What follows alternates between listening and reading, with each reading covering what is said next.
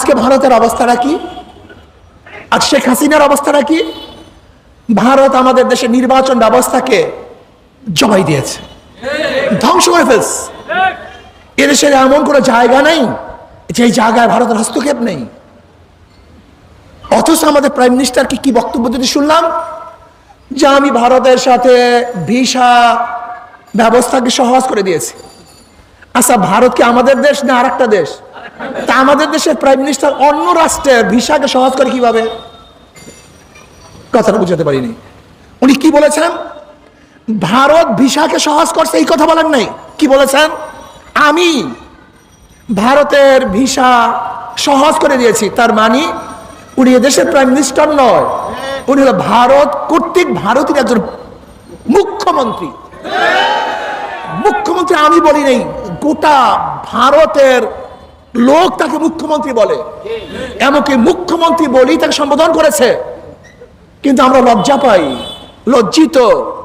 ভারতের একজন মুখ্যমন্ত্রীও যদি দিল্লিতে যায়, তার যে শ্রদ্ধা এবং সম্মান, আমাদের দেশের মুখ্যমন্ত্রী ভারত কর্তৃক মুখ্যমন্ত্রী ভারতে গেলে সেই সম্মান শ্রদ্ধাটুকু পায় না। যদি আমাদের দেশে প্রাইম মিনিস্টার ভারতে যেতেন, তাহলে কমপক্ষে সেই দেশের প্রাইম মিনিস্টার তাকে অভ্যর্থনা জানাবার জন্য, রিসিভ করার জন্য আসতেন। কিন্তু ভারতের প্রাইম মিনিস্টার তো দূরের কথা, নাম করা কোনো মন্ত্রীও তাকে রিসিভ করার জন্য এয়ারপোর্টে আসে না। এসে লজ্জার কিছু হতে পারে না। আমরা লজ্জিত। আমি বলবো, যদিও আপনি অবৈধভাবে আমাদের দেশের প্রাইম মিনিস্টার, যদি ভারত আপনাকে সম্মান ইজ্জত না দেয়, আপনি আর কোনোদিন ভারত সফরে যাবেন না। এটা আমার অনুরোধ। এরপর আসুন, আজকে ট্রানজিট নিয়ে কথা হচ্ছে। আসলে ট্রানজিট নয়, করিডোর। ট্রানজিট হলো এক দেশের থেকে আর এক দেশে যাওয়া, এক দেশের উপর থেকে আর এক দেশে রাস্তা বা ট্রেন অথবা প্লেন পথে যাওয়া বা নৌপথে যাওয়ার নাম ট্রানজিট। আর করিডোর হলো এক দেশ আর এক দেশকে ব্যবহার করে তার দেশে যাওয়া, এর নাম হলো করিডোর। আজকে ভারতকে আমরা করিডোর দিয়েছি, ট্রানজিট দেই নেই। ভারত আমাদের জায়গা ব্যবহার করে তার কোথায় যাবে? ভারতে যাবে। আমাদের জায়গা ব্যবহার করে মিয়ানমারে যাবে না, বরং তারা কোথায় যাবে? ভারতের, এর নাম করিডোর। যদি আমাদের জায়গা ব্যবহার করে তারা মিয়ানমারে যেত, সেটা হতো কি? ট্রানজিট। কাজে করিডোর তো দেওয়ার কোনো আইন আমাদের দেশে নাই। স্বার্থবিহীন আমরা করিডোর দেবে কেন? আজকে বর্তমান অবৈধ সরকারের কাছে বাংলাদেশের জনগণ জানতে চায়, পদ্মা সেতুতে কত আয় আমরা মুখস্থ করছি, আমরা সবাই জানি। এত আয় হয়েছে ঈদের মধ্যে, এত আয় হয়েছে এত দিনের মধ্যে। কিন্তু আমি প্রশ্ন করতে চাই, সেই 2015 থেকে বা 9 থেকে আজ পর্যন্ত আপনি ভারতকে যেই ট্রানজিট অফার করিডোর দিয়েছেন, সেই করিডোরের থেকে কত আয় করেছেন সেটা বাংলাদেশ জনগণ জানতে চায়। কত টাকা আয় করেছেন আমাদের জানার অধিকার আছে কি নেই? যদি পদ্মা সেতুর আয় সম্পর্কে আমরা জানতে পারি, তাই ভারতকে যে রাস্তা দিয়েছি সেই রাস্তার আয় সম্পর্কে আমরা জানতে পারবো না? অবশ্যই আমরা জানতে চাই। আপনারা কি জানেন, আজকে বাংলাদেশ সরকার নয়, এই ভারত কর্তৃক সরকার আমাদের দেশের চিকিৎসা ব্যবস্থাকে পুরোপুরি ধ্বংস করে দিয়েছে। গত 2022 এবং 23 সনে বাংলাদেশ থেকে প্রায় 4.5 লক্ষ রোগী ভারতে চিকিৎসা করেছে। 4.5 লক্ষ। আমাকে বলুন তো, প্রায় 4.5 লক্ষ রোগী যদি ভারতের চিকিৎসা নেয়, তাহলে কত অর্থ আমরা তাদেরকে দিয়ে এসছি।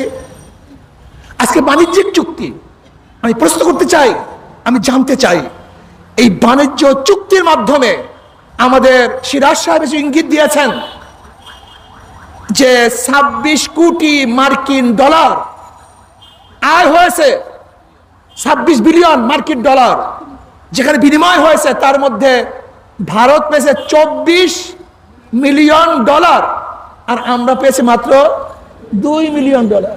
পার্থক্য বুঝছেন?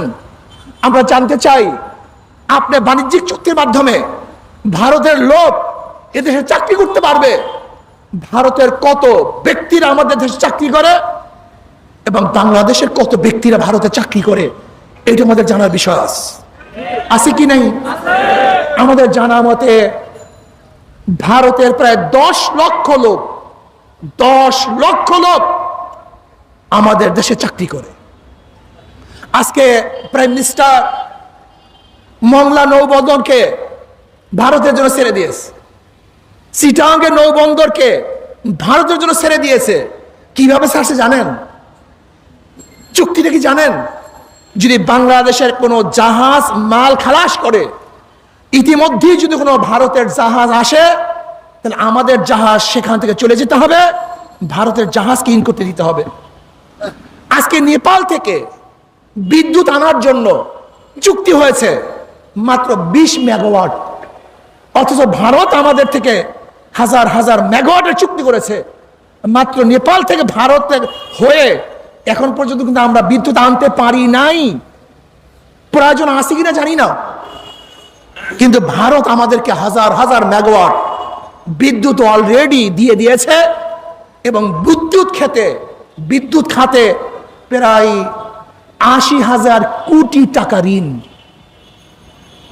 কাজে যেই ভারত আমাদের বুকে গুলি চালায়, যেই ভারত বর্ষার সময় পানি ছেড়ে দিয়ে আমাদেরকে ডুবিয়ে মারার চক্রান্ত করে, যেই ভারত আমাদেরকে চারদিক থেকে ঘিরে রাখতে চায়, যেই ভারত রোহিঙ্গা শরণার্থীদের সমস্যা সমাধান না করে, সে আলোচনা না করে, তার স্বার্থে চুক্তি করে, যেই ভারত আমাদের দেশের নির্বাচন ব্যবস্থাকে ধ্বংস করে ফেলেছে, যেই ভারত আমাদের স্বার্থের বাহিরে তার স্বার্থকে প্রাধান্য দেয়, যেই ভারত স্বাধীনতার পরে আমাদের দেশের হাজার হাজার কোটি কোটি টাকা লুট করেছে, সেই ভারত আমাদের বন্ধু হতে পারে না। সেই ভারতের সাথে যে অবৈধ চুক্তি করেছে, সে আমাদের বন্ধু হতে পারে না। বাংলাদেশের জনগণ এই চুক্তি মানতে পারে না, মানবে না ইনশাআল্লাহ। এই চুক্তি এই দেশকে সেই সিকিমের মতো বিক্রি করার চুক্তি। আপনাকে জানেন, সিকিম একসময় ভারতের বাহিরের এক কান্ট্রি ছিল, স্বাধীন একটা রাষ্ট্র ছিল, কিন্তু লেনদুপ দর্জির সাথে হাতাহাত করে ভারত সেই দেশকে গ্রাস করে ফেলেছে। লেনদুপ দর্জি নিজেই বলতেন, যখন আমি স্বাধীন রাষ্ট্রের প্রধান ছিলাম, তখন আমাকে ভারতের প্রাইম মিনিস্টার অভ্যর্থনা জানাবার জন্য লাল গালিচা এয়ারপোর্টে বিছিয়ে দিতেন, অথচ আমি যখন দেশকে তাদের হাতে তুলে দিয়েছিলাম, এরপরে ভারতের একজন ঊর্ধ্বতন কর্মকর্তার সাথেও মাসকে মাস বসেও আর কথা বলার সুযোগ পাইনি। এর নাম ভারত। ভারত নিজের স্বার্থ বুঝে, অন্যের স্বার্থ বুঝে না। আমরা পাশের কান্ট্রির সাথে ভালো ব্যবহার করতে চাই, সুসম্পর্ক রাখতে চাই, লেকিন আমি আমাদের অবৈধ সরকারকে বলবো, যখনই কথা আসে তখন আপনি ইউরোপের তুলনা দেন, কিন্তু আমি বলবো ভারতের সাথে তো ইউরোপের কোনো সীমানা নাই। ভারতের সাথে সীমানা আছে পাকিস্তানের, ভারতের সাথে সীমানা আছে চীনের, ভারতের সাথে সীমানা আছে আফগানের। আপনি তাদের তুলনা দেন, সেই চীনের সাথে ভারতের সম্পর্কটা কি, ভারতের সাথে পাকিস্তানের সম্পর্কটা কি? আপনি আমাদের দেশের সীমানা তুলে দেওয়ার, বর্ডার তুলে দেওয়ার বক্তব্য দেন। আপনি এই কথা কেন বলেন না যে ভারতের সাথে চীনেরও কোনো সীমানা থাকবে না, ভারতের সাথে পাকিস্তানের কোনো সীমানা থাকবে না? এই বক্তব্য আপনি দেন। যদি এই বক্তব্য আপনি দেন, পরের দিন আপনার গদিও থাকবে না।